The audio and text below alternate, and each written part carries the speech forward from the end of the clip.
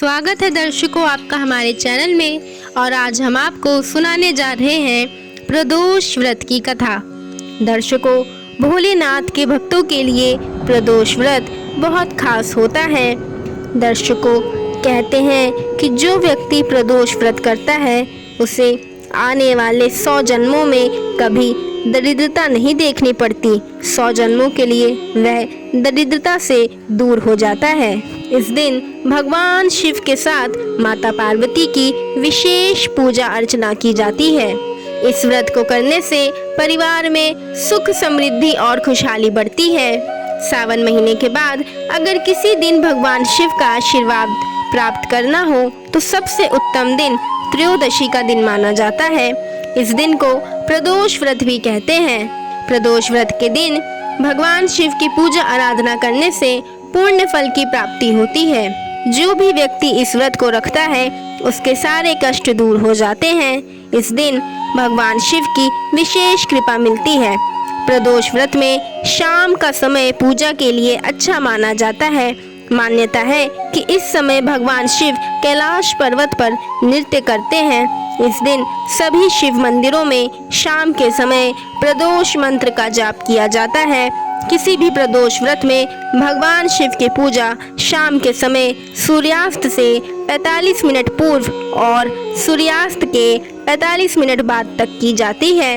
इस व्रत को करने से भोलेनाथ बेहद प्रसन्न होते हैं और अपने सच्चे भक्तजनों का रोग, दोष, दुख, कष्ट सब समाप्त कर देते हैं और उन्हें पुण्य फल देते हैं। दर्शकों, बिना कथा के ये व्रत अधूरा माना गया है, इसलिए हम आपको ये कथा सुनाने जा रहे हैं। यदि आपको कथा पसंद आए तो हमें लाइक शेयर करके कमेंट में हर हर महादेव ज़रूर लिखिएगा।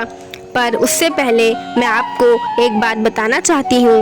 यदि आप इस कथा को सुन रहे हैं तो पूरे सच्चे हृदय से सुनिएगा और पूरा सुनिएगा, क्योंकि जो कथा सुनता है यदि वो कथा बीच में छोड़ दे तो उसे पाप और कष्ट भोगना पड़ता है।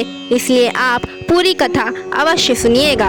स्कंद पुराण में इस कथा का वर्णन किया गया है जो कि प्रदोष व्रत की महिमा का गुणगान करती है। आइए इस कथा को अब हम सुनते हैं। प्राचीन काल में एक गरीब पुजारी हुआ करता था। उस पुजारी की मृत्यु के बाद उसकी विधवा पत्नी अपने भरण पोषण के लिए अपने पुत्र को साथ लेकर भीख मांगती थी। एक दिन वह शाम को घर वापस आ रही थी कि तभी उसकी मुलाकात विदर्भ देश के राजकुमार से हुई, जो कि अपने पिता की मृत्यु के बाद दर दर भटकने लगा था। उसकी ये हालत पुजारी की पत्नी से देखी नहीं गई और वह उस राजकुमार को अपने साथ अपने घर ले आई और पुत्र जैसा प्रेम स्नेह देकर उसका पालन पोषण करने लगी। एक दिन पुजारी की पत्नी अपने साथ दोनों पुत्रों को शांडिल्य ऋषि के आश्रम ले गई। वहां उसने ऋषि से शिव जी के प्रदोष व्रत की कथा एवं विधि सुनी तथा घर जाकर अब वो भी प्रदोष व्रत रहने लगी। एक दिन उसके दोनों बालक वन में घूम रहे थे। उनमें से पुजारी का बेटा तो वापस घर लौट आया, पर राजकुमार वन में ही रह गया। उस राजकुमार ने गंधर्व कन्या को क्रीड़ा करते देखा तो उससे बात करने लगा। उस कन्या का नाम अंशुमति था। उस दिन वह राजकुमारी से बात करने के बाद वह घर थोड़ी देर से लौटा था। राजकुमार दूसरे दिन फिर से उसी जगह पहुंचा जहां अंशुमति अपने माता पिता से बात कर रही थी।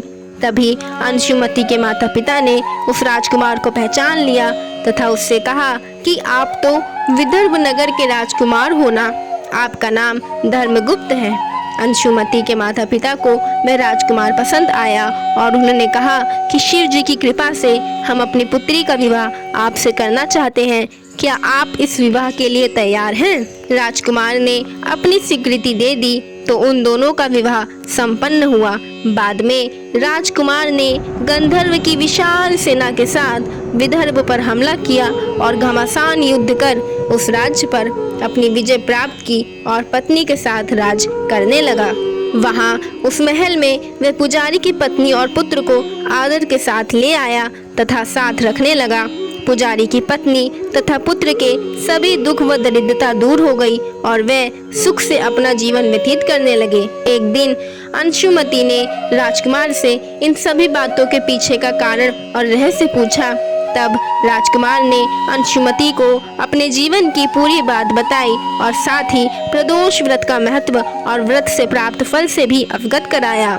दिन से प्रदोष व्रत की प्रतिष्ठा व महत्व बढ़ गया तथा मान्यता अनुसार लोग ये व्रत करने लगे।